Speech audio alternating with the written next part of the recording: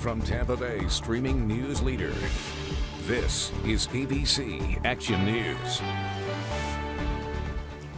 Hello, I'm Dee O'Reilly. We'll check in with Shay Ryan in just a minute for a look at your full forecast. But first, though, I want to get to your ABC Action News headlines. Over the weekend, the state of Florida surpassed 1.2 million COVID-19 cases. 11,000 new infections were reported on Saturday, 8,000 reported on Sunday.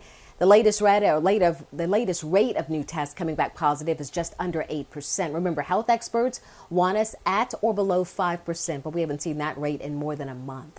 Today, Moderna vaccines should begin to arrive across the country. The first batch of nearly 6 million doses shipped last week. This is almost double what Pfizer sent out a week ago. Florida is expected to get more than 360,000 doses this week. They'll be sent to 173 hospitals across our state, including nearly 50 here in the Tampa Bay area. And we've got a list on abcactionnews.com of those hospitals. The state tells us since Moderna's vaccine does not require ultra cold storage like Pfizer's, it can be delivered to more facilities. And just as vaccines begin to offer hope, officials in Britain are sounding the alarm about a possible new variant of the virus that causes COVID-19. Right now, they say it's racing across England. The country reported 35,000 cases yesterday alone.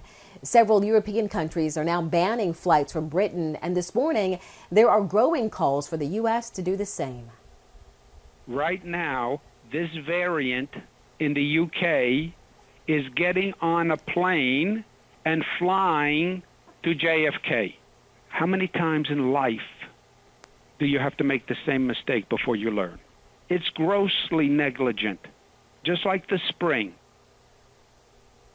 This new variant was identified from samples several months ago, and so far testing has not shown any evidence that it's more deadly. It also appears that the vaccines that have currently been authorized will protect people from it, but tests, though, are ongoing.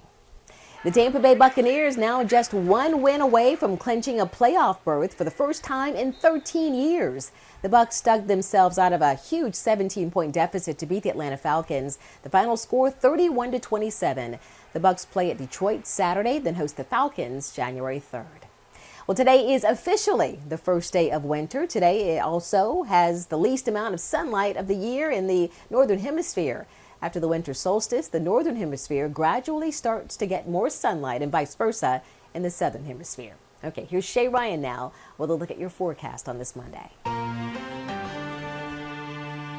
Yeah, and although we're going to see a lot of sunshine today, it doesn't warm us up very much. It is going to be competing with those winds coming in from the northwest today that are quite cool. So we'll be topping out in the mid 60s. And then as we get closer to sunset, the temps will drop pretty quickly back into the 50s. But we will remain dry all throughout the day today and into the overnight. Dia.